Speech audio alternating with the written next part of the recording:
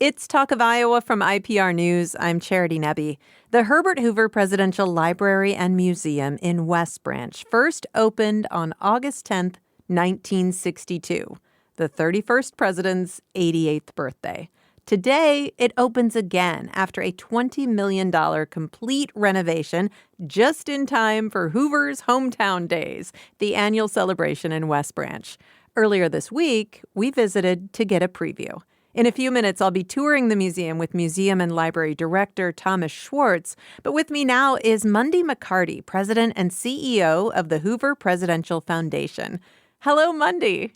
Hello. It's wonderful to talk with you, and there's so much I'm excited to talk about here.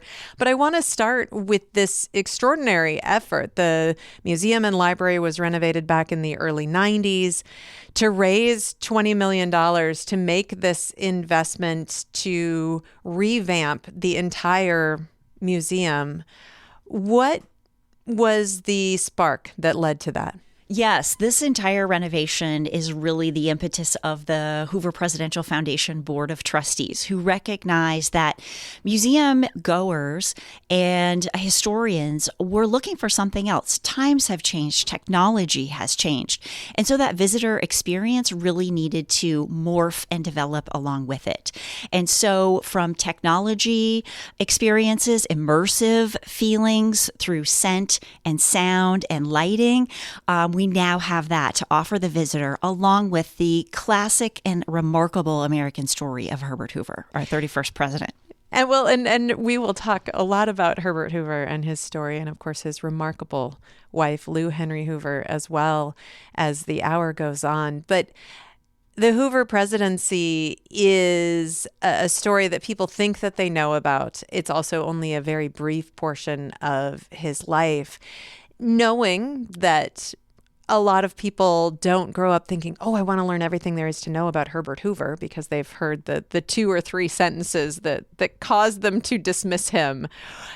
Is that something that drives the work of the Presidential Library and Museum, because he is a misunderstood man in the public?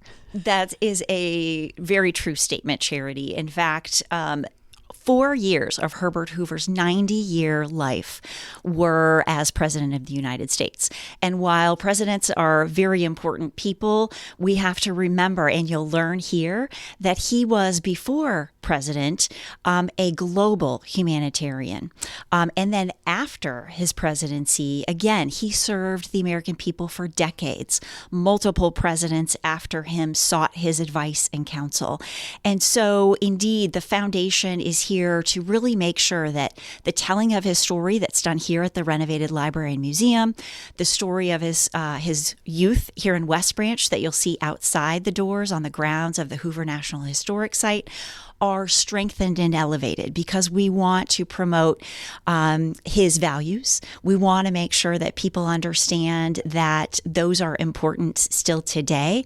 And we did that, the foundation did that by raising the resources to redo the renovation project. We also raise other private resources to help fund education that supports his story and what happens here on the Hoover campus. Additionally, we have some of our own education programs, and we support those of the library, museums, and the National Historic Site. So we're really here as an entity that wants to ensure Hoover's story is told for generations to come, because it's an important story, both as president, but also as the great humanitarian and the work that he did globally around the world.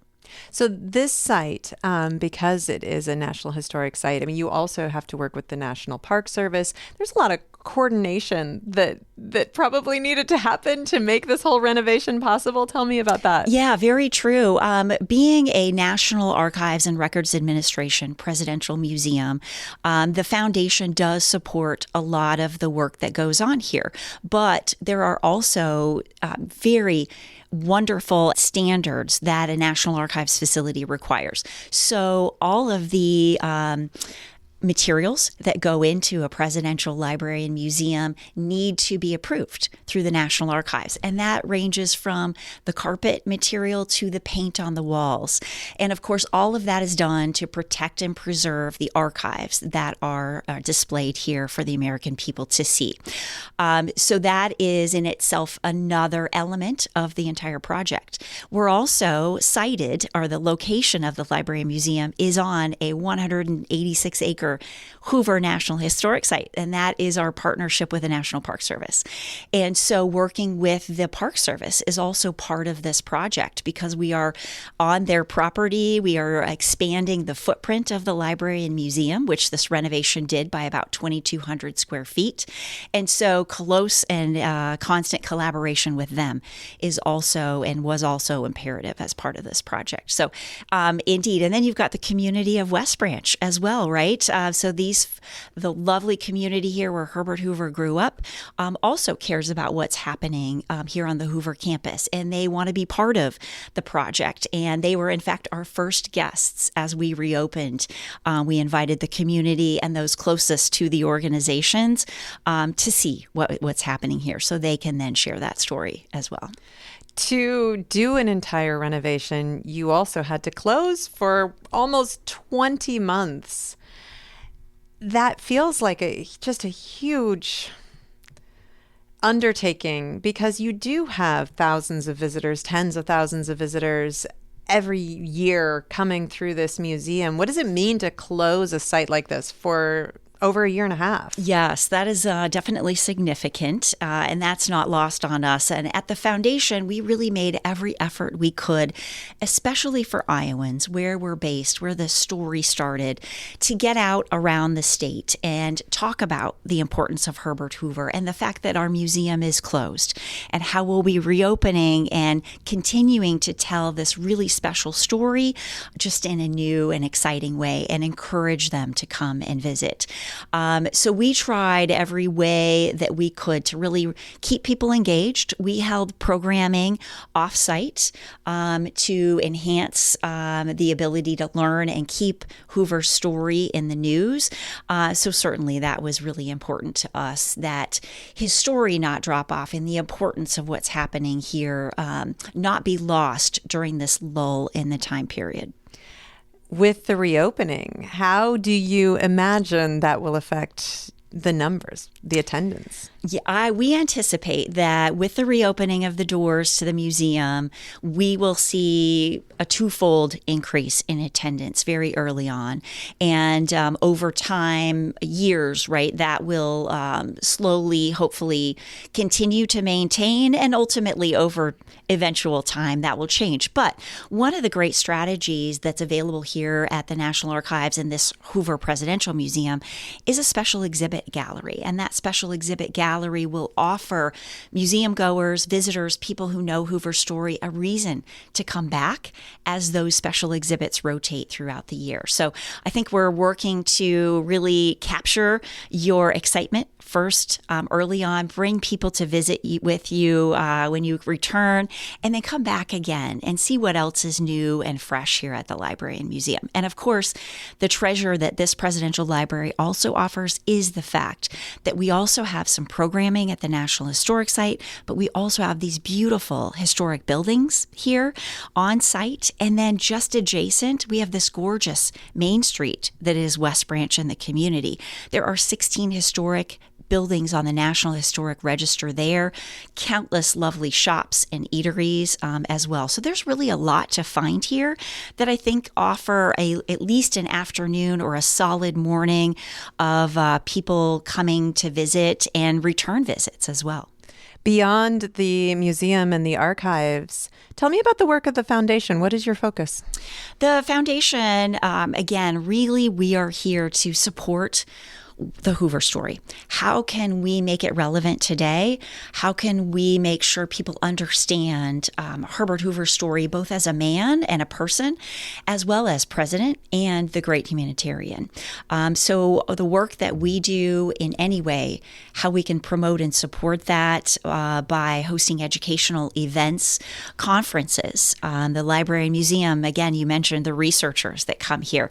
They are a valuable source of material for presentations and events that happen here. So really working collaboratively with the National Archives staff here at the museum, working collaboratively with the National Park Service staff, and promoting ways in which we can feature and showcase any aspect of Hoover's story is really our main focus. And we want people to understand Herbert Hoover's story because, as you mentioned earlier, it's very misunderstood.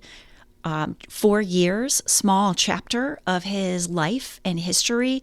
And there is so much more to discover and uncover when you get to know the man and his youth here, all the way through his passing in 1964. So we're just about to go explore the museum. Do you have a favorite new thing about this museum that you just love? Indeed, I have a very favorite gallery, and that is one you'll see. It's called West Branch to the White House. And in that gallery, you'll see a bay window that looks out to the exterior. Beyond in the view shed there, that bay window, you can see the 2-room cottage where Herbert Hoover was born and lived as a young boy. And it's connecting you to the gallery you're standing in, which features his ascent to the presidency, his inaugural podium, if you will. You'll be able to stand there as a visitor and take a selfie or a picture featuring yourself as maybe future president. But it's really a part of Herbert Hoover's focus on why this museum is sited in the exact location it is to be able to make that connection to just a few hundred yards away, where a young boy born as a Quaker to a Quaker family here in West Branch, Iowa, a very small town, all the way to the work that he did globally as well as president, and to let and remind us to know that any young boy or girl can also do great things in the world. Mundi, thank you so much for talking with me. Thanks for the opportunity. I'm talking with Mundi McCarty. She is president and CEO of the Hoover Presidential Foundation. And in just a moment, we will tour the newly remodeled Herbert Hoover Presidential Library and Museum in West Branch. This is Talk of Iowa from IPR News.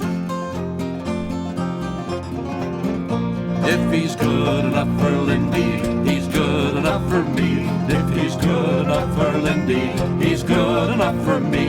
If he's good enough for Lindy, he's good enough for me. Herbert Hoover is the only man to keep our country free.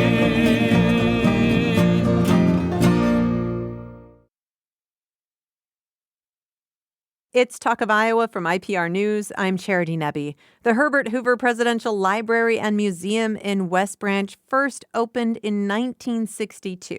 Today, it opens again after a $20 million renovation, just in time for Hoover's Hometown Days, the annual celebration in West Branch. Earlier this week, we got a preview, a tour led by historian Thomas Schwartz, director of the Herbert Hoover Presidential Library and Museum. Good to see you, Charity. Well, and I'm walking into the building and I thought, well, this building is shaped differently than it used to be. This is an inside-out renovation. Tell me about the extent. So part of that $20 million included an expansion to the lobby of about 2,300 feet to make it more accessible for school groups. They're not so crowded, or the public. And as you can see, an expanded museum store, so we could generate more revenue and have greater opportunities to pick your pocket. Right. So but it also, we completely gutted the galleries. And what people who had been here before we closed will come back and they'll see that nothing is as they remember it. Everything is different. So even the lobby is beautiful with, all new signage and photographs of the Hoovers and some stand-up cutouts so we can have our pictures taken with the Hoovers. But let's walk into the gallery and really dive right in. We are making our way to the rotunda, which is now called the Story Hub. We pass the collage done by Richard Pinney, an Iowa artist, that is Hoover's life from cradle to grave. It was in the old museum, but it's on a different wall now. Yeah, and a historical artifact in and of itself. Yes. And it's wonderful that you were able to preserve that. Yeah, people who have been here before will remember it when they see it. As you said, this rotunda that we walk into, this is the Story Hub now.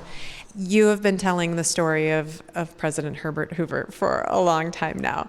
And as I just spoke to Mundi about the 4 years of his life that he spent in the White House is such a minute part of his incredible life, and not actually the most interesting part of his incredible life. So when you walk into the rotunda, you get to decide which direction you want to go. And in one direction, you can start with Herbert Hoover as a boy, and the other direction, you can start with his life of public service. That's correct. And what we've added to the rotunda, or the Story Hub, are busts of Lou and Herbert Hoover that people who are sight impaired or blind can explore their facial features, but also children. It gives children that tactile experience. One of the things we've tried to do in all of the galleries is to engage as many of the senses as possible, but that includes tactile opportunities, especially for kids. It keeps them busy while their parents might be reading. Well, and it's a change. This is an evolution of museums. This museum was last renovated in the early 90s, and things were different then. We encouraged children to touch things less then. So in 1992, when the last renovation occurred, the innovation with that was that they used white figures. So as you entered, there was a little boy, Herbert Hoover, with a fishing pole. And it showed Herbert Hoover sitting outside of a mine, a white figure. We've gone beyond that. And what we have done is we've created an immersive experiential museum. Well, what does that mean? It means that we create immersive scenes where we actually put you in a particular scene in the lives of Herbert and Lou Henry Hoover. And we try to engage as many of the senses. So each gallery has its own color palette, its own soundtrack, its own set of props and tactile experiences, and some even have scent pots, so that if it's talking about specific smells that go with that scene, we give the visitor the opportunity to engage their senses, their nose, their nostril. Right? Yeah. So, but the other thing that we want is we hope that by putting you in the story and following their lives, it's just not a dry chronology, but we include an emotional narrative to go with it, so that, again, you become fully engaged with the story. And then at the end, we hope there's some kind of transformation, some kind of change in people, that it's something they want to carry home with them and something they want to share and get others, you gotta go. So we start out here. The entry to West Branch is a map of West Branch, but not an accurate map, but through the eyes of a 10-year-old Herbert Hoover as he saw it. And so we've got the fishing hole he liked to go to, which was also the swimming hole. Cook's Hill, where he did sledding.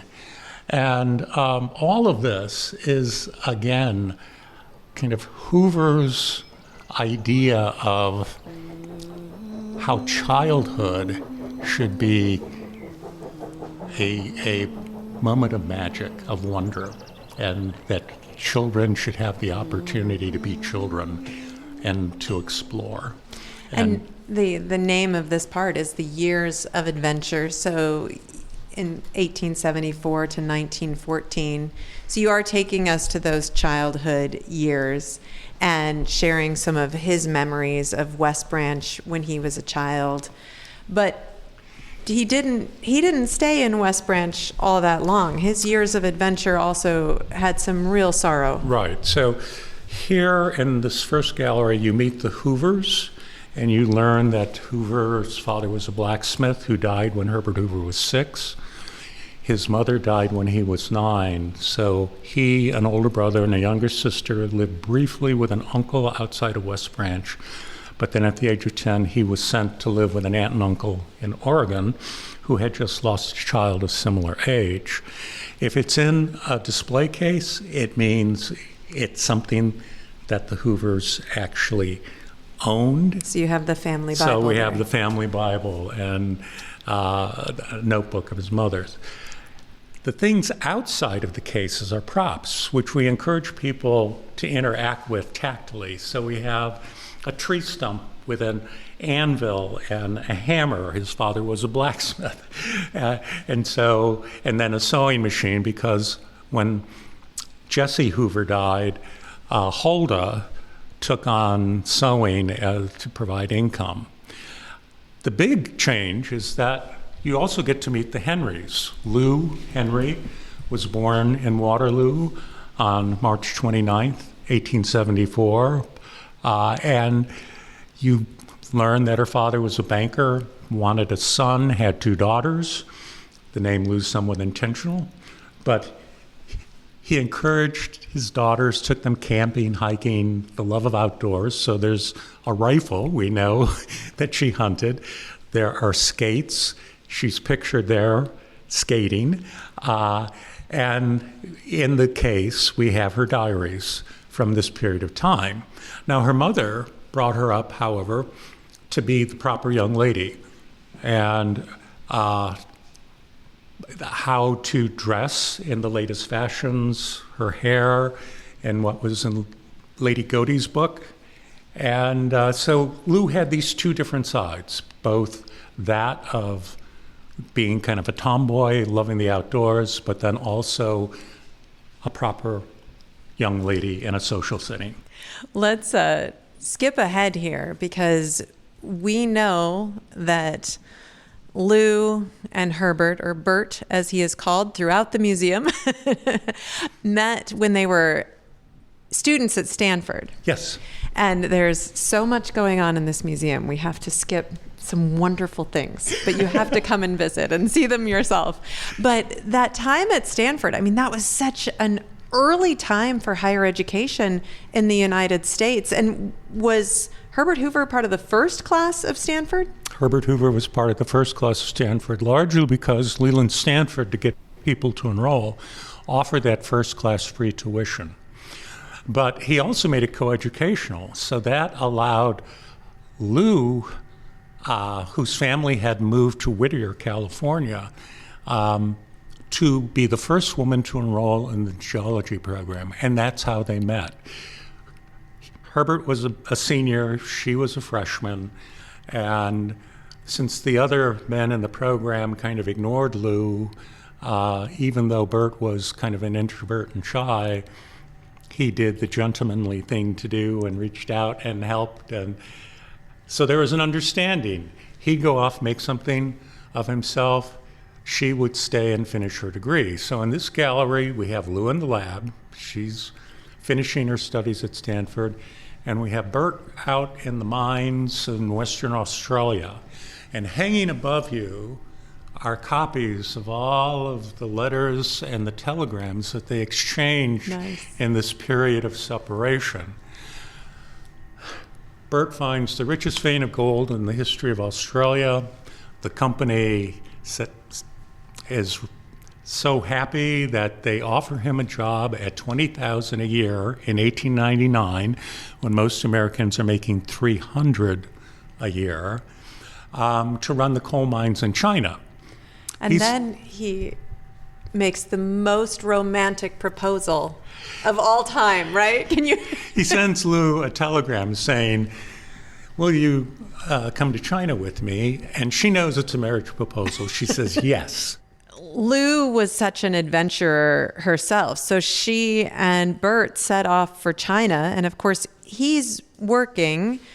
She becomes a mother. They're raising children on ships and traveling the world. And she was so game for adventure and so inventive herself. You have this wonderful artifact here, which is a rope baby crib. And she actually made that? Yeah, she invented that.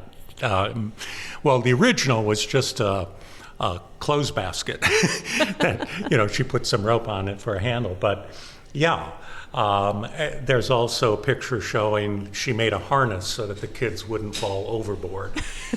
Very careful. And because most of their travel had to be by ship, we have like a little 4-minute video that plots every year of travel from their marriage in 1899 to 1914.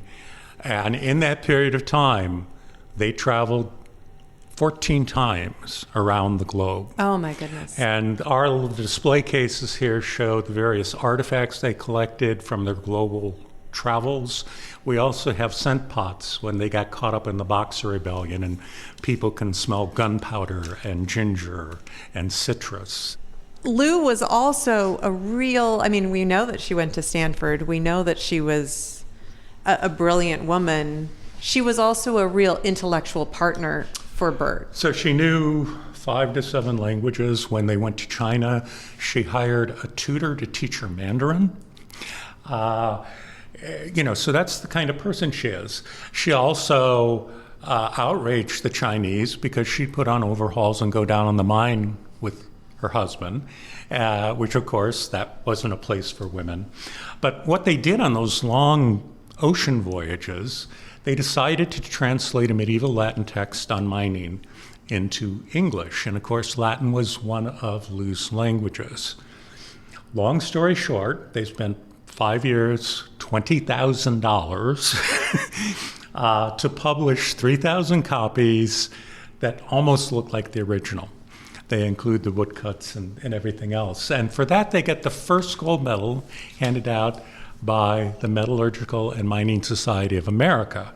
And we show the original in the case, but we also reproduce it on the reader board for people to have that tactile experience.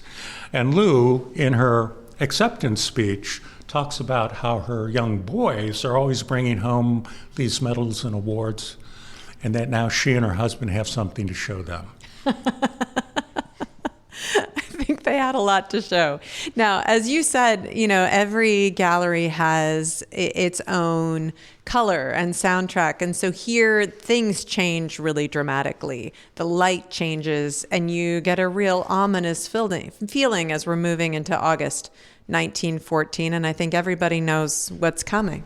You can just look at some of the visuals to get what's going on, but that red, bright red color there that takes you into the gallery, again, this intense red. This map is now showing the German invasion of Belgium. When war breaks out, the first things that the Hoovers do with public service is that Americans are getting off the boat. They don't know that the British have declared war. They've seized all the luxury liners and closed the banks. So you've got all these Americans that don't have any luggage. Their letters of credit, their traveler's checks, their currency is no good. And so they go to the American ambassador, and he doesn't know what to do with them. So the Hoovers call up their friends. They collect as much British currency as they can. Hoover has a friend that opens a bank. He pulls out money. They go to the Savoy, and they ask, what's your need? From early August to mid-October, they hand out over $1 million on nothing more than a handshake and a promise to repay. And all but $300 was repaid. And they find passage back for about 100 to 120,000 Americans. Bert then puts Lou and the boys on a ship to head back home. And then a friend of his shows up. His friend is a mining engineer from Stanford who had married a Belgian woman. And as that map shows, the Germans invaded over 90% of Belgium, which they occupied throughout most of the war. Belgium was the most industrialized, most densely populated of the European countries, and imported in peacetime 70% of their food. So by mid-October, because the British and French wouldn't allow food to go in the German-occupied area, the civilian population was starving. Millard Schaller, who was the mining engineering friend, was asking Hoover, "Can you help?" And Hoover said, "I'll think about it." He wakes up the next morning, and as a friend who was staying with him reported, he comes down the stairs and at breakfast says, "Well, the fortune can go to hell." With those words emblazoned on the wall, the fortune can go to hell. The years of adventure for the Hoovers end. We are going to take a short break, and when we get back, I'll tour the next gallery, Years of Service, with historian Thomas Schwartz, director of the Herbert Hoover Presidential Library and Museum. The museum reopens today after a $20 million renovation. More in a moment. This is Talk of Iowa from IPR News.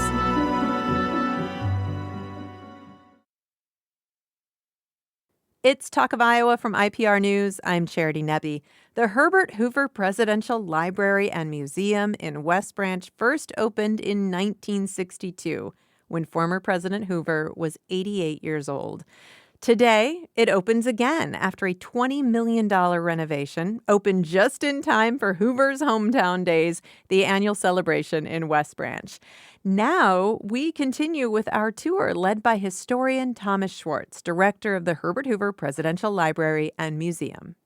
Once they get married, it really is a partnership all the way up to her death in 1944. What Hoover's solution is to create what today we call a non-governmental organization, like Doctors Without Borders or Mercy Ships. He creates the Commission for Relief in Belgium, and he gets the British, the French, and the Germans to recognize its neutrality and its ability to operate in the German-occupied zone of Belgium to provide food, medicine, clothing. And what Lou does, which is genius, she includes linen thread in the agreement so that the Belgian lace industry can continue. It's a home industry where mothers teach their daughters. It's passed on. And what we have here is the war lace that was created and that Lou, along with British women, sold overseas and then provided the funds to the women who made it. Herbert Hoover has to come up with, he has to raise the money to buy the food, has to locate the food, has to have his own fleet of ships to carry the food. It goes to Rotterdam. The Netherlands was a neutral country, as that map shows. And then the government of Netherlands allowed, from canal boats and rail cars, took it to the German-occupied border of Belgium. And there it went to CRB warehouses and then was distributed to other distribution centers operated by the National Committee, a group of Belgians.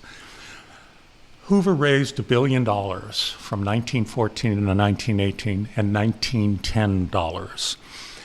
The flour had to go in cotton sacks so that the Belgian women could repurpose it into clothing. But as you can see in these cases, some of it was repurposed into clothing, but others into thank you cards to express their thanks. We have pictures showing the relief ships. Now again, one of the things that Hoover had to figure out, and that he could because of his calculating mind, he asked the scientists at Stanford, how many calories does it take to keep a person alive a day? And they gave him that. And then what are the nutritional components of those calories? Because they didn't talk about vitamins and things like protein, carbs. They gave him that. Knowing that, he knew how many people he could feed for how long at the minimum requirement with each shipload of food. But then the other thing, and this was key, it's like, so who are most at risk? And they told him, children, because not only did they need the calories for their bodies to develop, but their brains. And so what Hoover devises is a hot school lunch. And you see that at the reader board. Soup and rolls. And again, this is another place where you have the opportunity for people to smell what it smelled like for those students, those children, to get this meal. We have interviews with people who were children in Belgium and Germany during the war and after the war who were fed by Hoover. And then on the reader board, we have some thank you cards. When the U.S. gets involved in the war in 1917, Hoover turns it over to the Spanish ambassador, another neutral nation, and takes over the U.S. Food Administration. What Hoover has to do as food administrator is to increase the supply of 4 essential food products for the war effort: meat, fat, wheat, sugar. Now, there are 2 ways you can do it. One is to get farmers to grow more, but that takes time. The other is to get Americans to eat less. So what Hoover did is he had Americans sign, women sign those pledge cards. 1.5 million women signed up, and by doing that, they agreed to Hooverize. And what did that mean? It meant every day of the week you give up 1 or more of those food items, so meatless Mondays, wheatless Wednesdays. He was able to get Americans to voluntarily reduce their consumption of those food products by 15% until farmers could make up the difference. And then we've got things for children. Hoover was encouraging Americans to grow their own victory gardens. And also things like the Clean Plate Club, not to waste food. The beginning of the stories, the parents told their children to make sure they cleaned their plates. Maybe that was the moment. Well, you know, growing up, I knew both sets of my grandparents, and I thought that was something from the Depression era. But then when I started working here, I realized, no, it goes back further. You know, it's for them, it was World War I. Right. Well, I hate to rush on. Again, there's so much to this story. We talk about Hoover's feeding Europe after the war, and then the Russian famine from 1921 to 23, where it's about 11 million people on a daily basis. After World War I, it was over 20 million. We have a little theater here where we explain Hoover's concept of American individualism, and we try to correct people's notion it wasn't rugged individualism or every man for themselves, but rather that that individuals have a corporate responsibility.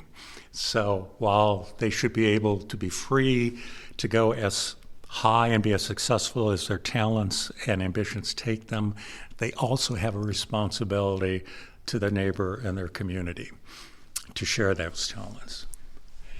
So here in the Commerce Gallery, again, we talk about how Hoover took a sleepy backwater department and transformed it into kind of a dynamo, leading kind of both the cultural and the technological changes that occurred in the 20s.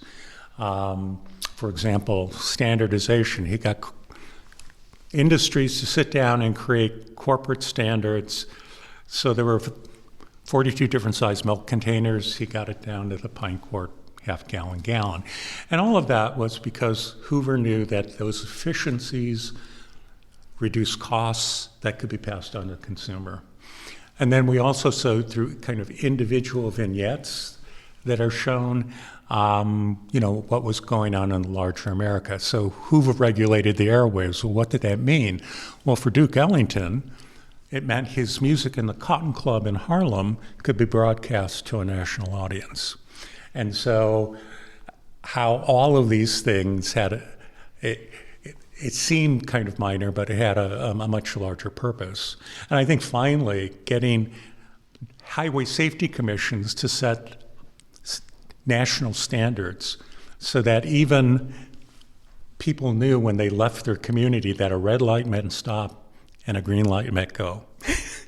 Even that hadn't been figured out by. Well, I tell you what, you're making the case. I can see why maybe this man should run for president, Tom, as we make our way through time. And why did he choose to run for president? He felt he could make a difference. The one thing that Hoover lacked was political instincts and understanding that party patronage and things that go with building a political base and political power don't always comport with being the smartest, brightest guy in the room. And so here we are in the White House. He gets elected president. We have like a selfie moment where you can give your own inaugural address. Nice. But you can also look out the window, and by opening up this window, it looks directly at the two-room birthplace cottage where he was born, which underscored the whole purpose of Hoover putting his presidential museum here. And he wanted to make the point that no matter where you're born, you can be president. Hoover did so much before becoming president. Then he was president for 4 years. And then he did so much after his presidency. He lived and served for a long time. Yeah, so unlike most presidents where the presidency is the pinnacle of their achievement, for Hoover it's the exact opposite. It's before and after, which I think most people who visit are surprised by. We're standing in front of the doors where he and Harry Truman walked through to dedicate the museum back in '62. And this is the post-presidency gallery. It talks about his work with the Boys Club, where he doubles the number of clubs, his work for Harry Truman to do fact-finding missions about post-war Europe and what it would take to feed and clothe and provide medicine for the devastated ruins of Europe. His work with both Truman and Eisenhower on the Hoover commissions, which look for ways to find efficiencies and reduce the costs of government. On the other side of this, we have our piece of the Berlin Wall. Hoover never lived to see it fall, but he was a staunch anti-communist throughout his life because it undermined what he felt made America great, and that is protecting the rights and freedoms of the individual. Communism forced people into collectives and suppressed their individual identity. Here we have a shrine to Lou and her funeral. She remained active in the Girl Scouts all the way to the end, as well as numerous other organizations. And what we then do is we go into the fishing farewell. And now this looks familiar to me, Tom. Yeah, I've seen this before. Yes.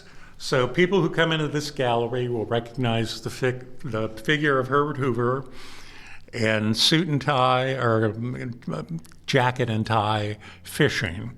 And people say, did he really do that? And the answer is yes. He had been caught at Rapidan as president without a jacket, without a tie, and with his shirt sleeves rolled up.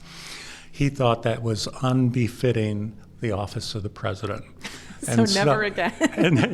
and so every photo you see of him fishing, he's wearing a tie and some kind of jacket. And also, for those who are really perceptive, you'll see the squirrel in the tree that in the old museum was on the roof of the cabin in Rapidan in the Lou Gallery. So this talks about his death. A couple of little touches here in the funeral, take us back. And then we end, obviously, with the Hoover legacy. So we have some programs that the foundation operates, the Uncommon Legislator, Uncommon Student. And then on this wall, Hoover in their own words about what's important about public service. And then before you exit, bells. So anyone who's been in West Branch has often heard our electronic carillon at the top of the hour, quarter hour, and half hour. And that mirrors the real carillon in the Hoover Tower in Palo Alto at the Hoover Institution. Again, kind of carrying over what Hoover's legacy from California back to Iowa. Tom, you came to Iowa to tell the Hoover story. You came in 2011. You've told the Hoover story in many, many different ways. To see this museum open, the culmination of so much hard work, how does this feel to you?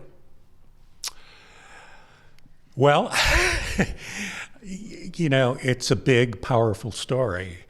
One that I told in Illinois about Abraham Lincoln, and I worked with BRC to tell that story. And it was great to be able to work with BRC again to tell an equally powerful, inspirational story about the Hoovers. And so my work is done. We'll see what the public says. I mean, ultimately, they're going to be the real judge of whether this works. You joked with me earlier that now you can retire.